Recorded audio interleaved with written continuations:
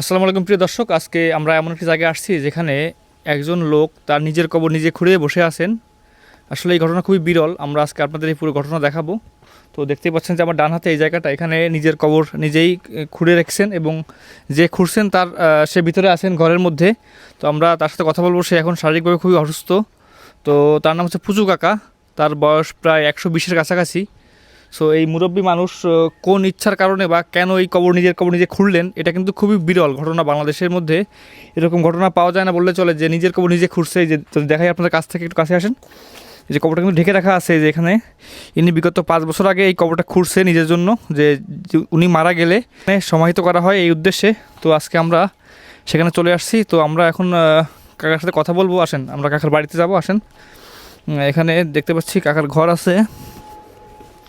এই যে এটা হচ্ছে কাকার ঘর, এই যে মাটির ঘর।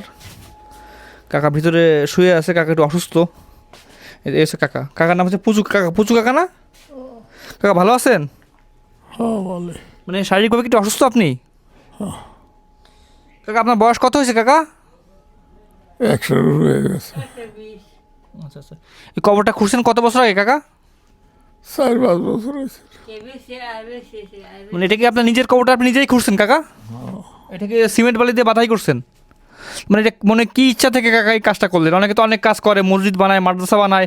এখন আপনি নিজের কবরটা নিজে কেন খুঁড়লেন? নিজেই করছি, কোনো কিছু না। আপনি যদি মারা যান তাহলে আপনার ওই কবরে সময় তো করা হবে, এই জন্য করছেন আপনি। এখন শারীরিক আপনার অবস্থা কি কাকা? হাঁটাচলা করতে পারেন? মানে শরীর অসুস্থ না? অসুস্থ, উঠতারি না তো।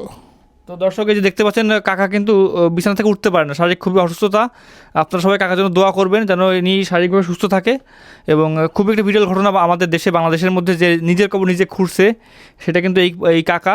কাকা আপনার নামটা একটু বলেন তো। আমার নাম আমির আলী। আমির আলী। ডাক নাম কি কাকা? না, পশু। পশুকে না? আচ্ছা দর্শক, আমরা যদি এই পাশে কথা বলি, কাকিমা আছে। কাকি ভালো আছেন? আপনার শরীর ভালো সুস্থ আছে? আপনি অসুস্থ? এই কবর খোলার সময় আপনি দেখছেন কাকাকে যখন খুঁড়ছে? সব দেখছেন? ছেলে মেয়ে কজন আপনার? এক ফ্লা 2 ভাইয়া। আচ্ছা, সব বিয়ে দিয়েছেন না? বিয়া দিয়ে একটা মারা গেছে, একটা গেছে মারা। আচ্ছা, দেখছি ঘর তো ভাঙা চোরা, মানে বৃষ্টিতে মানে পানি টানি পড়ে না? তো কি করে বলে, সংসার তো চলে না মনে হয় সেভাবে আর। তো দর্শক দেখতে পাচ্ছেন যে কাকা কাকি দুজনে কিন্তু অসুস্থ। আমরা যদি আপনাদের কবরটা দেখাই, কবরটা বাড়ির সামনেই আছে।